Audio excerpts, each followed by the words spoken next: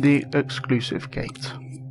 This is going to be a very basic overview of how it generally works. The actual internals of how it works are very complex and hard to get your head around. The good news is most of the time you don't need to get your head around it at all, you just need to know what these basically do. An exclusive gate is kind of like a spread out selector. So the selector, you have these different channels, only one of them can be active at a time, and you can make them active in different ways. With a exclusive gate, you can each exclusive gate object is its own channel or its own output. So A would be equivalent to this exclusive gate, and B would be equivalent to that exclusive gate. That just means that only one gate can be active within a group of exclusive gates. So the way you tell it which gates are part of a group is by giving them the same name. Okay, so they're both called the gates. So they both work on the same kind of channel, and only one of them can be active at any given time. Now, a gate can only actually activate if it's being sent a positive signal into gate input, like that. So if I used a value slider, wire that in, if I play time, if that was negative, nothing's going to happen until I go positive, and then it will try to open itself. That's how you open a gate, is you kind of knock on the gate with a positive value, and then if no other gates are open already, then that gate will open. So now when the front is black like that, this gate is open and is active, and it has this active signal which you can use for stuff. So this one's active and this one isn't. Now, because that one is already active, if we send this a positive signal, it doesn't care, because there's already one that's currently open. Let's have a look at the modes. Automatic mode means that if the signal going into this active gate becomes non-positive, so it goes to 0 or less, it will automatically close itself, which means other gates can automatically open if they've got a positive signal going into them. In manual mode, you have to send a signal into close gate to force it to close. So if we do that and we go into, leave it off, and send a signal into close gate, nothing will happen because no other gates are trying to open. So it does, what really happens is, behind the scenes, it does close this gate, but because this one still wants to open it because it's got a positive signal going into it, it immediately opens it again. But if you go and give this one a positive signal and then send a signal to close the gate, I'll make sure it's on manual mode, send a signal into close gate, then it'll close that gate, and there's another one that's trying to open, so it uses that one. There are two kinds of priorities you need to be aware of. One is just the value that is being sent in.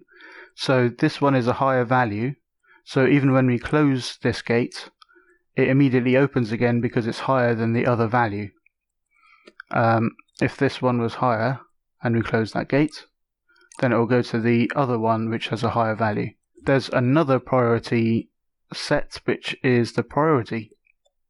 So the one at the top has a priority, the one at the bottom has a priority. They're both set on 10, so that means either of them can be opened, and then it falls back to these values here.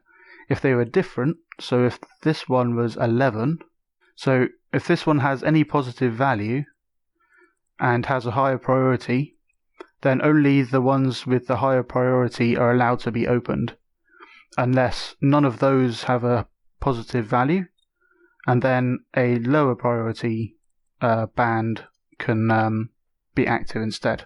Right, so this one is on priority 11, and it's got a positive signal, so it's the one that is chosen to be open, but it's on manual, it's on automatic mode, so then when it goes to non-positive, it closes itself.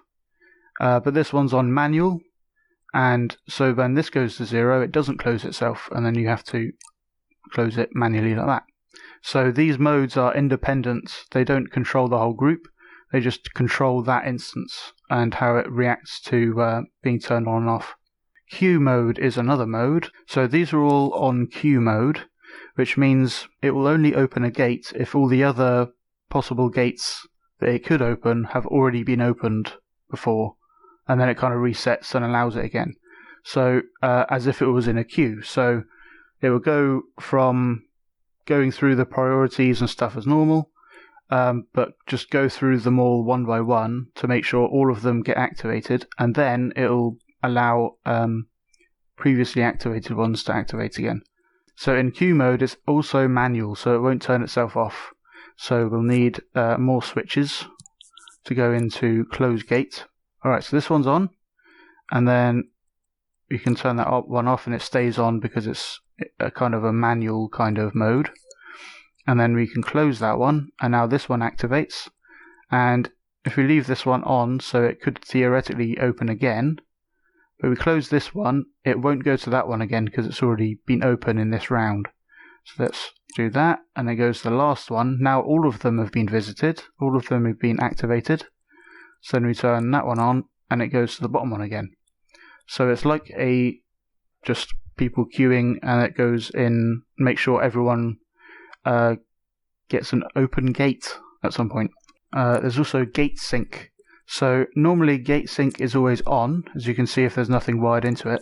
If there is something wired into it, then it will be whatever is being sent, whether it's on or off. So even though time is running, none of these gates are on, and they're receiving positive values as well.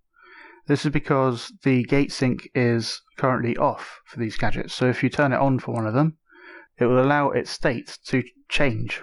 So now this one is on, it will stay on forever, and it's not going to sync or anything, given these different priorities. So we'll give this one a high priority, medium, and a low priority. Normally what would happen is, because this one's highest, it will just be on all the time no matter what, because it's got a higher priority than these lower ones. But with this gate sync, we can just leave this one on until we go into this area and then go, this one syncs now, and now these ones can't get a look in because they are still a lower priority. So it kind of locks in the state of this gate specifically. Gate output is when a gate is active, it actually sends through the value that you're sending it. So if I do that, so this one's active because this one's got a lower input number, but then if you turn this one off, that will automatically open because it's got a positive number, and it will be sending through its value. So you can use it to prevent a value getting through unless it's the open active gate, or you can just use the is active output to do stuff instead.